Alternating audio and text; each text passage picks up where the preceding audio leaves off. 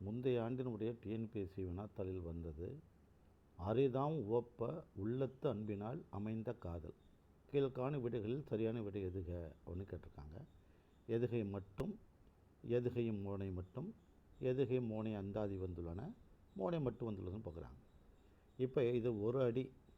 இப்போது அரிதாம் உவப்ப உள்ளத்து அன்பினால் அமைந்த காதல் ஒரே அடியில் உள்ளது.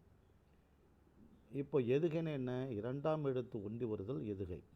இங்கே ரீன்னு வந்திருக்குது, எந்த இடத்துல ரீ அப்படின்னு வரலை, அப்போ எதுகை கிடையாது. எதுகை மோனையும் அப்படின்னா முதல்ல எதுகை இல்லை அப்படிங்கிறதுனால எதுகையும் மோனைங்கிறது தவறு. எதுகை மோனை அந்தாதி வந்துள்ள அப்படின்னா அந்தாதின்னா என்ன அர்த்தம்? இப்போ எது முடியுதோ அதுக்கு அடுத்து வருவது தான், எது முடிந்த வார்த்தையோ அதுக்கு அடுத்த வார்த்தை தொடக்க வார்த்தையாக இருந்தால் தான் அந்தாதி. இப்போ காதல்னு முடிஞ்சால், காதல்னு ஆரம்பித்தா தான் அந்தாதி. அப்போ இங்கே அடுத்த வரி நமக்கு கொடுக்கல, அதனால் எதுகை இல்லை, அந்தாதி இல்லை, அப்போ அதுவும் கிடையாது. அப்போ மீதம் என்ன இருக்குது? மோனை மட்டும் தான் வந்திருக்குது. எந்த இடத்துல மோனை வந்திருக்குது? மோனை என்பது முதல் வார்த்தையினுடைய முதல் எழுத்தும் ஆ. அதே போல் எங்கே ஆ வருதுன்னு பார்க்கணும். இந்த இடத்துல ஒரு ஆ வருது, அப்போ மோனை மட்டும் வந்துள்ளதுன்னு பார்க்கலாம்.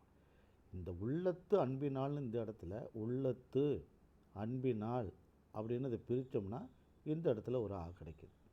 அப்போ மோனை மட்டும்தான் வந்துள்ளதே தவிர எதுகை இதில் கிடையாது. ஏன்னா ரெண்டாம் எழுத்து ஒண்டி வருவதில்லை. அதே போல் அந்தாதி கிடையாது. கடைசி எழுத்து கடைசி வார்த்தை அடுத்த அடியினுடைய முதலாக வரலை. அதே போல் மோனை மட்டும்தான் வந்துள்ளது அப்படிங்கிறது தான் சரியான விடை. நன்றி, வணக்கம். சேனலை சப்ஸ்கிரைப் பண்ணி பாருங்கள். இன்னும் நிறைய வினாத்தாளை நாம் பார்க்கலாம். நன்றி, வணக்கம்.